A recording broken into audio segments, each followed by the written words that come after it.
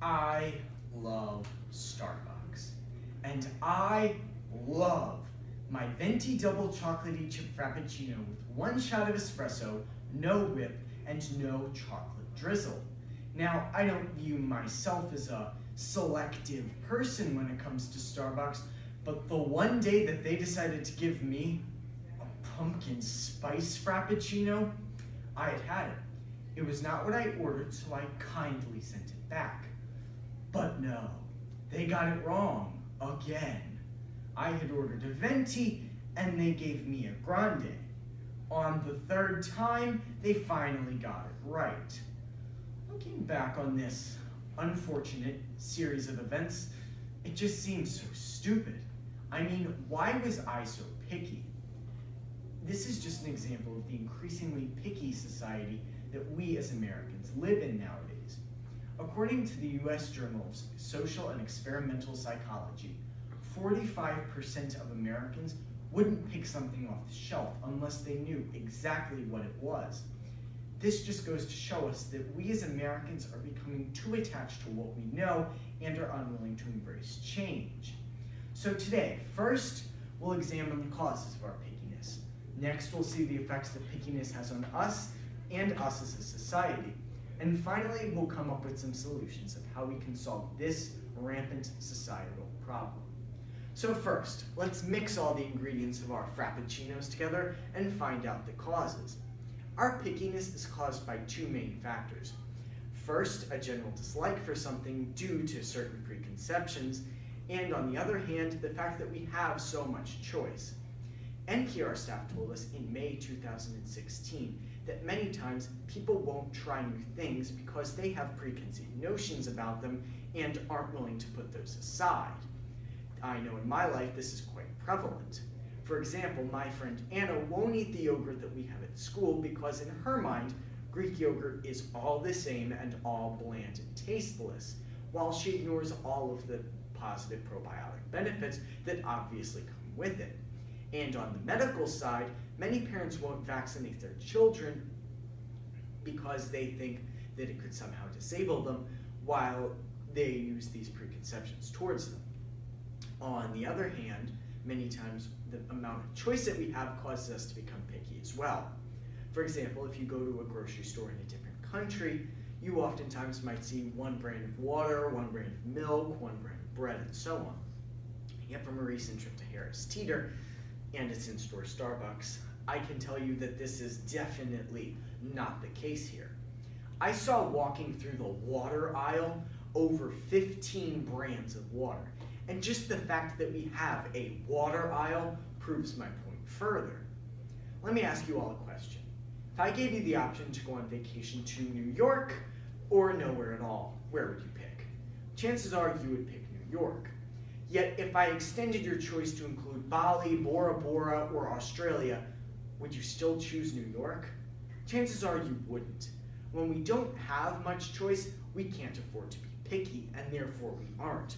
Yet when we have lots of options, we will be picky because we always want the best out of a select group. This is a term coined by American psychologist Barry Schwartz in his book, The Paradox of Choice, Analysis Paralysis. Analysis paralysis is when we have so many options that we let our preconceptions get the best of us and we'll only do what we know. So next, let's mix it all together and see the effects that pickiness has on us and us as a society.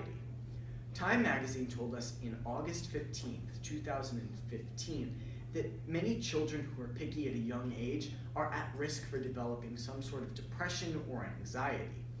They told us that children between the ages of 5 and 10 were given a depression test in which children who are picky and, how should I say, less picky were all tested. What they found was that over 1 in 5 children who were picky scored above a 760 on this test, which indicated that they had some sort of depression. On the other hand, 0 out of 5 children who were not picky scored above a 760. This just goes to show us that many times people who are picky will develop some sort of depression or anxiety, which affects them as a person.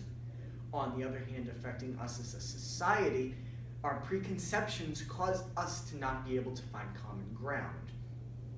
We were told by Psychology Today in 2014 that lots of times our preconceptions won't let us think certain ways about it because we're so caught in our ways. The example that they used was when a group of white men were speaking about how people of color had a competitive edge in getting into college. Colleges soon came out, though, and said that every student has an equal opportunity for both getting into college and receiving scholarships. This goes to show us that many times people will let these preconceptions get the best of them. On a much more timely example, we can use political parties. Many Republicans think that all Democrats are right-stealing hippies, and many Democrats think that all Republicans are racists. While obviously this is not the case, many people's preconceptions will keep them from finding common ground with each other because of something as simple as a political party. And finally, let's serve up our drinks, as well as some solutions, and find out how we can solve this. The obvious option is by trying new things, but the benefits that this has are applicable. We were told by Forbes magazine on July 14, 2013, that by trying new things, we can find something that we are unexpectedly passionate about. I know in my life this is definitely the case. When I was 10, I hated the outdoors. And I mean I hated the outdoors, as in I wouldn't go outside unless I had to. Yet when I turned 10, my parents took me to Asheville in the mountains for the weekend, and this basically opened my eyes to the world of fun outdoors activities that exist. And ever since then, I'll bike, walk, hike, whatever can get me outside. This is exactly what the article told us that we as people had to do. We have to branch out from what we know and try new things, because we will find things that we're unexpectedly passionate about.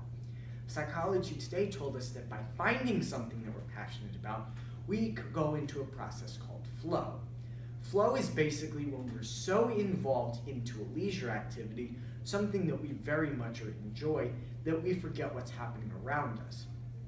When we're in flow, the stresses of all day-to-day life melt away, and we just become happier people. So if you don't want to try new things because, let's just say, it's difficult, think about it this way. By trying new things, you'll become passionate about something you probably never expected, and you'll be happier. I get it. Being picky is easier. I mean, I'm basically the poster child for being picky. I have a very set and very limited diet. I only like certain things, I only like doing certain things, and I only shop at certain stores. But bit by bit, I'm getting better. I looked at myself in a mirror, and I just thought to myself, pickiness is not doing what I thought it would. I thought it would make me feel more comfortable and happier, but it really didn't. By trying new things, I've not only found things that I love, I found things I'm passionate about, and I've become a happier person. And this is what we as Americans have to do. We have to put our preconceptions aside and know that just because we like to know certain things and we like doing certain things, there's a world of opportunity out there, and we just need to go grab it. So next time you go to Starbucks, try something new. Who knows? It may be your new go-to drink. Thank you.